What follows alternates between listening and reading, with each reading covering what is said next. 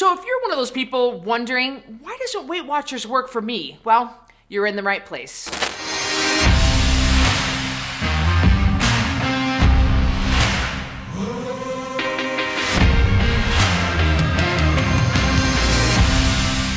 In this video, we're gonna go through the pros and cons of Weight Watchers. Then we'll discuss the biggest problem with Weight Watchers. And last, how you can lose weight with a sustainable alternative.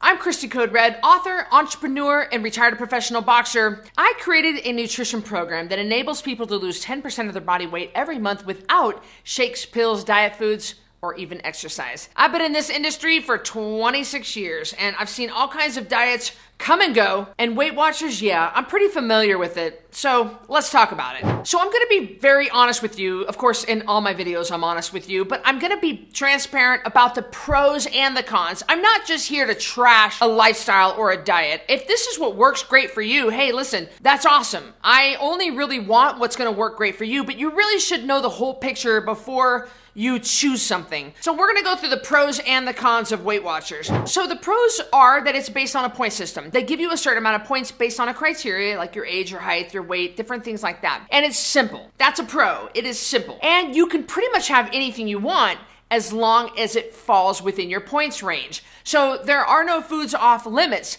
and Weight Watchers wants to promote that. They don't want to promote a diet mentality. They want you to be able to have whatever you want, just staying within your calorie range, because that's what the points represent. The points represent calories. So as long as you stay within your calorie range, you can splurge all your points on a Snickers bar and a glass of wine if you want. Does it follow into your calorie range? That's what you have to follow. So it's simple, and it leaves no food off limits.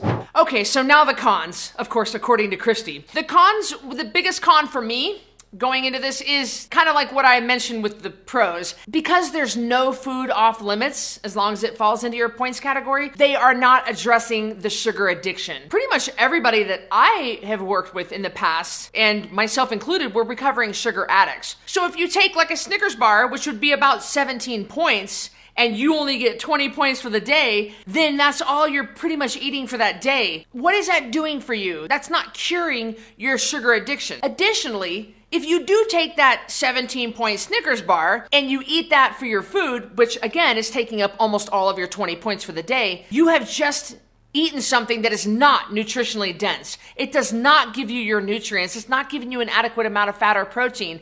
You're not getting your veggies in. What is that doing for you? That is doing nothing but tearing down your body. But it's okay, and it's accepted on Weight Watchers just simply because it falls in your points category. Now you're left with a raging headache and a stomach ache, no energy. Your body is just starving on a cellular level because you haven't given it what it needs. You haven't nourished your body. And I'm just not down with that. In my opinion, on Weight Watchers, you lose weight pretty slowly. And I don't know about you, but ain't nobody want to be losing weight forever. Again, in my opinion, they are giving you more calories than what I think a person needs. Of course, on a high-fat lifestyle, like Code Red, where you're getting the plenty amount of fat, you actually need less volume of food, which is how I can get away with having you eat less. But on a system like Weight Watchers, when you are maybe not having the best nutrient-dense foods, yeah, you're gonna need more of it because you're not getting the nutrients you need, so you're starving on a cellular level. Hey, look, I wanna hear from you. Have you tried Weight Watchers? Did it work for you? Comment below. Tell me what happened with you. Let me be clear, I'm obviously biased, but I've been in this industry for over 26 years and I know the different diets that have come and gone,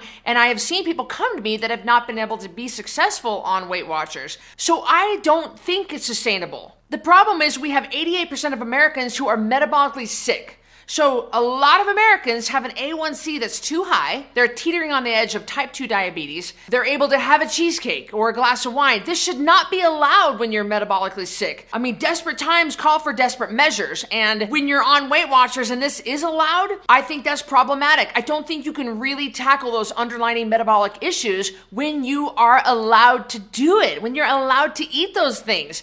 It shouldn't be allowed. And as far as long-term sustainability, if processed food is allowed to be eaten, like it is on Weight Watchers, that's not sustainable long-term. Our bodies were never created to eat that chemical processed crap. Anything out of a box or a can, anything made out of a factory, it needs a factory to digest. So by the Code Red lifestyle, by having you eat meat, vegetables, nuts, eggs, seeds, seafoods, and fat, you are eating these the rest of your life. And I think that's better long term.